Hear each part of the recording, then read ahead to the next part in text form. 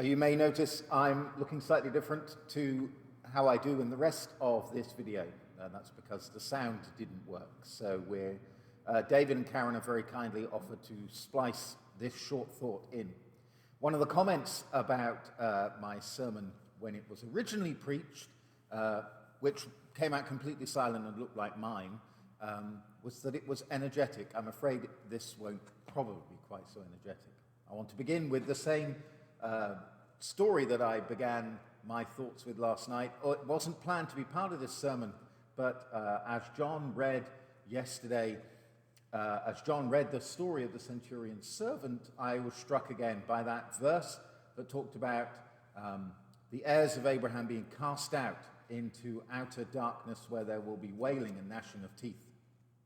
This verse has been used to exclude and judge people for many years. And in fact, one of those who was very fond of this was the Reverend Ian Paisley in Northern Ireland. And Paisley used to preach in the marketplaces on a soapbox, and he stood up one day and he was in full flow and he said, "And the evildoers will be cast into outer darkness." And a voice comes up from the crowd, "Where's that?" And there's a response, "Madam, it is where there is wailing and gnashing of teeth." To which the response came, "What about those of us who don't have any teeth?" To which the Reverend replied, "Madam, teeth will be provided."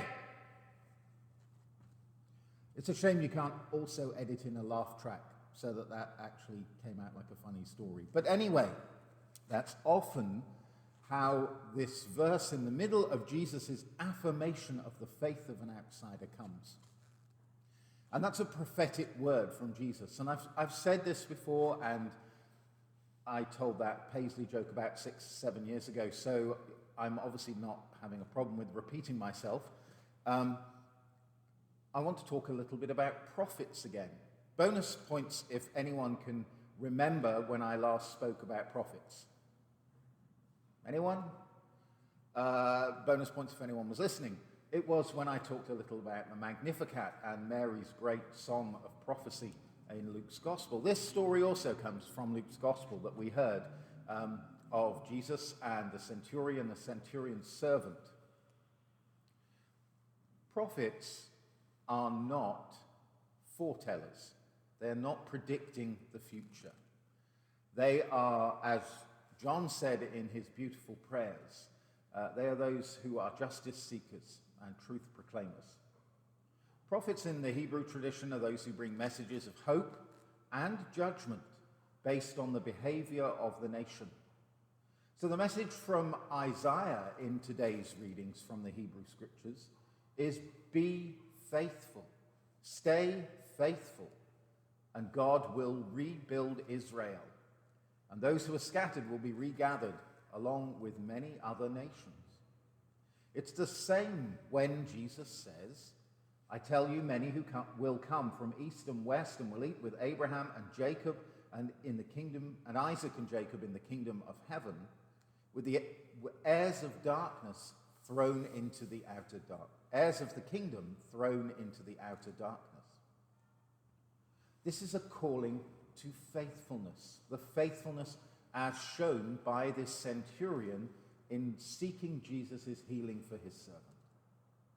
And it's found in the middle of an affirmation of the faithfulness of an outsider. And it makes it all the more striking. Just as the outsiders that are gathered in the story from Isaiah, in the prophecy from Isaiah, these prophetic words are neither a threat nor a prediction. They are hyperbole used to call us back to faithfulness. And by faithfulness, neither Jesus nor the author of Isaiah 60 are talking about religious belief, about falling in line with correct doctrine, or going to worship regularly. They are talking about obedience to the law of love. Faithfulness, obedience to the justice which is the heart of Jewish Torah, divine law.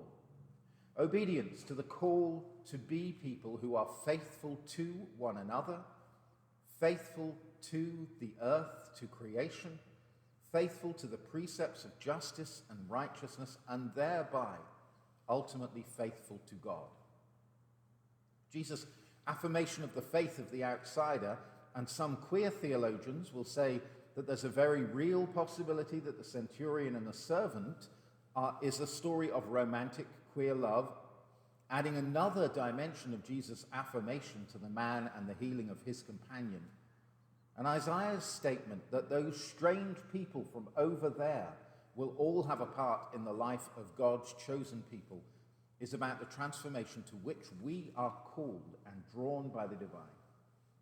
The radical inclusion of what Jesus calls the kingdom of heaven. Not a spiritual post-mortem destination, but the reality of living God's radical life of love here and now.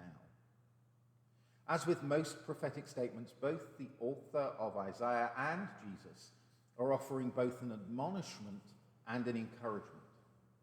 We're admonished not to think that status, heritage, background, piety, or anything that we use to divide ourselves from others somehow give us a spiritual eliteness, but that the definition of a transformed life of a spiritual person is indeed living a transformed life.